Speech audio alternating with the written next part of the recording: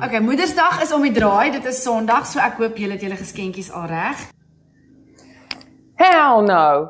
Hierdie jaar kry ek my eie kaart. En as ek dink aan laas jaar se Mother's Day, is hierdie 'n shit show waiting to happen. En hierdie jaar, I'm going all out. Daar is niks lekkerder om so bederf te word deur sulke ongelooflike luukse handelsmerke nie. Nee. Oh, I feel that. My brand kom laai by my huis af. Ja, sure. Die een flikker werk nie. Die seat lyk asof het seen some things. Maar nog steeds, luxury is nie dieselfde vir almal nie. #blessed. Kyk wat's alles hier.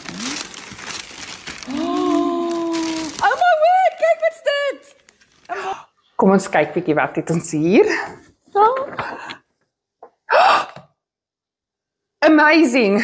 Regte sunlight, nie die knock-offs nie. Oh, happy days, going all out. Wat het ons nog hier?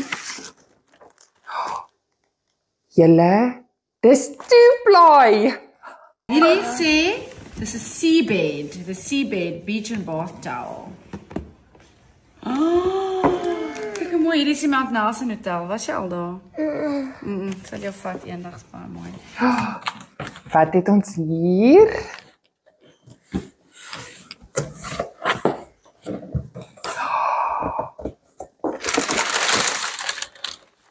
Tupperware. En kyk hier, dis Mambo's. Wat was dit? In Somerset West oor kan die mall. Was jy al daar? Nee. Ek gaan jou 'n bietjie vat. Daarso, is 'n Tupperware for days. En weet jy wat? Al die deksels pas. Luxury. Pure luxury.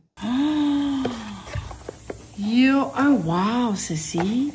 Hoe stunning is dit? Dis 'n family. En hierso het ons ook ietsie vir die kiddos. 'n geskenkie. Wat is dit? Wel, hierdie is 'n brand wat ons noem wat ook al op styl is by Clicks. Kom ons kyk bietjie wat ons hier het. 'n nou sepie. Nee wat? My kinders is gelukkig as hulle aan my Dove seep kan vat. Last but not least, nog 'n ongelooflike Moedersdag bederf. Ek kyk. I mean, daar moet by kry. En 'n laaste bederfie vir hierdie spesiale dag. Memories wat ek vir altyd gaan koester? Nee. 'n mandjie vol wasgoed. Pues nada, que si el gato... And so, the tired mother sat in the dark, not in sadness, but in silence.